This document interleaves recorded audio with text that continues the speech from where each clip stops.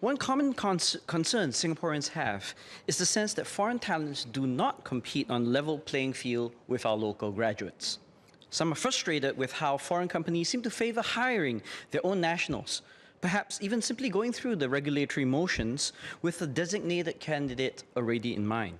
Others point to how international companies place a greater weight on qualifications acquired from their home countries. Yet others flag how foreign hires are favored because they are willing to work for lower salaries than the prevailing market rate. The ministry has tried to address some of these issues. The Fair Consideration Framework is designed to arrest discriminatory job advertising. MOM has also instituted foreign worker quotas and levies for S-passes and the points-based compass for assessing EP hires. And ostensibly, the raised salary cap was an effort to keep foreign talent earnings in line with PMET wages locally. It is unclear whether these strategies have been successful.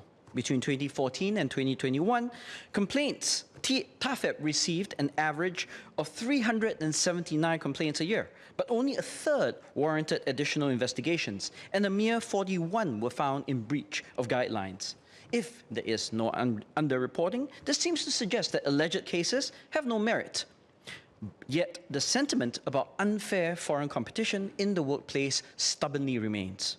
Part of the reason is that the various restrictions on hiring foreigners do not appear to have contained their increase. The skilled foreign workforce has steadily grown over the 2010s, and it took the shock of COVID-19 before we saw a scaling back.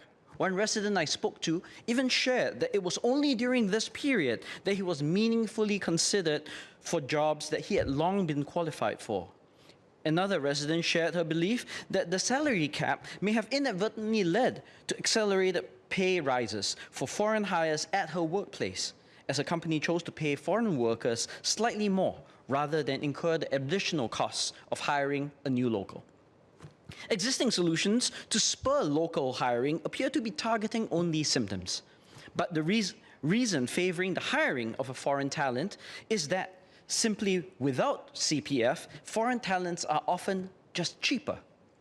There are good reasons why the government may not wish to offer CPF for foreigners. After all, the system was designed and meant for locals. Incorporating potentially transient account holders into the system could also mess with actuarial assumptions and the goal of stable long-term returns. And folding foreigners into CPF could easily turn into an unnecessary logistical and financial nightmare. Yet, there is a simpler solution. We can set aside the CPF-equivalent payouts into individual specific accounts under an escrow, which will be returned to the foreign worker once they depart. We will not be shortchanging them in any way other than a modest amount of potentially foregone returns.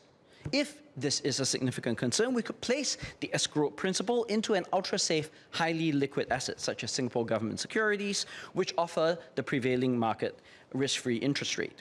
No additional management of these funds will be required beyond tracking the account holders as well as their outstanding balances and disbursing the amounts when the worker leaves the country for good. Of course, a small administration fee may be levied for this purpose annually. Other jurisdictions with large foreign worker populations, such as Saudi Arabia and the UAE, already have schemes in place that are similar.